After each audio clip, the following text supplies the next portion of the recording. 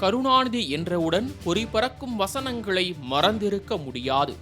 கருணாநிதியின் திரைப்பட வசனம் என்றாலும் சரி, அரசியல் வசனம் என்றாலும் சரி, பராசக்தி வசனம்தான் பலருக்கும் நினைவில் வந்திருக்கும்.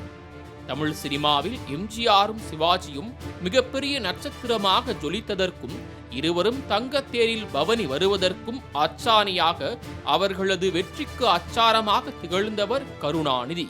கலைஞர் கருணாநிதி வெள்ளித்திரையில் கால் பதித்தது ராஜகுமாரி படத்தில் இருந்துதான்.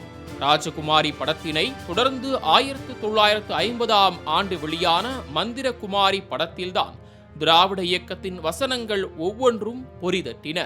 மந்திரகுமாரிக்கு அடுத்து வெளியான பராசக்தி படத்தை பற்றி பேசாதவர்களே இருந்திருக்க முடியாது.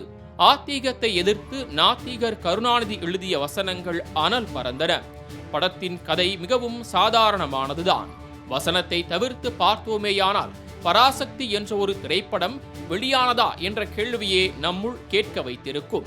படத்தினை எளியவர்கள் முதல் பெரியோர் வரையிலும் கொண்டு சேர்த்து புகழடைய வைத்ததென்றால் அது கலைஞரின் வசனம்தான் என்பது மிகையல்ல. சுதந்திரத்தையும் தேசிய கீதத்தையும் போற்றும் படங்கள் சில அவ்வப்போது வந்து கொண்டிருந்த சமயத்தில் திராவிடத்தின் குரலை ஓங்கி ஒலிக்கச் செய்தது பராசக்தி. பராசக்தியை போன்றே இன்னொரு காவியமாக உருவாகி இருந்தது மனோகரா. சிவாஜி கணேசன் நடித்த இந்த படத்தின் இறுதி காட்சியை ரசிகர்கள் கொண்டாடாமல் இருந்திருக்க முடியாது.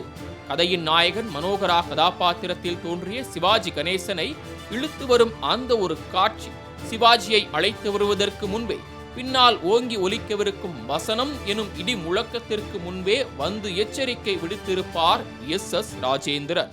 புயல் வீசப் போகிறது மன்னவரே, புயல் வீசப் போகிறது என்று சொல்லி முடிக்கவும் சங்கிலியால் கட்டப்பட்டு வந்த சிவாஜி பேச ஆரம்பிப்பார்.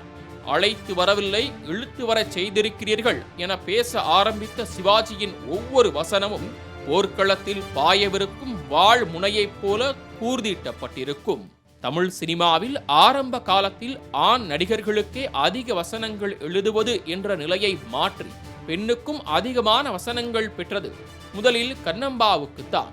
பொறுத்தது போதும் பொங்கியெழு மனோகரா என்ற அந்த ஒரு வார்த்தை மக்கள் மனதில் நீங்கா இடம் பிடித்திருக்கிறது. கண்ணம்பாவின் திரைப்பயணத்தில் ஆரம்பத்தில் சில சறுக்கல்களை சந்தித்தார்.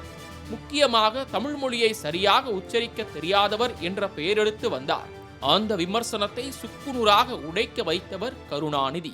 கலைஞரின் கதை வசனத்தில் உருவான பூம்புகார் படத்தின் இறுதி காட்சியில் ரசிகர்களின் மனதில் பசுமரத்தானை போல பதிந்திருப்பவை ஐம்பெருங்காப்பியங்களில் ஒன்றான சிலப்பதிகாரத்தின் நாயகி கண்ணகியின் வாழ்க்கை கதையை பிரதிபலித்து வெற்றி காவியமாக மக்கள் மனதில் பதிந்தது பூம்புகார் திரைப்படம்தான். கருப்பு வெள்ளை சினிமா வண்ணமயமானதற்கு முன்பே திராவிடம் எனும் கருப்பினையும் பொதுவுடைமை எனும் சிகப்பினையும் கலந்து புதிய பாதையில் பயணிக்க வைத்தார் கருணாநிதி. கலைஞரின் பேனாவுக்கு இருந்த சீற்றமானது அவரது இறுதி காலம் வரையிலும் குறைந்ததே இல்லை என்பதுதான் உண்மை.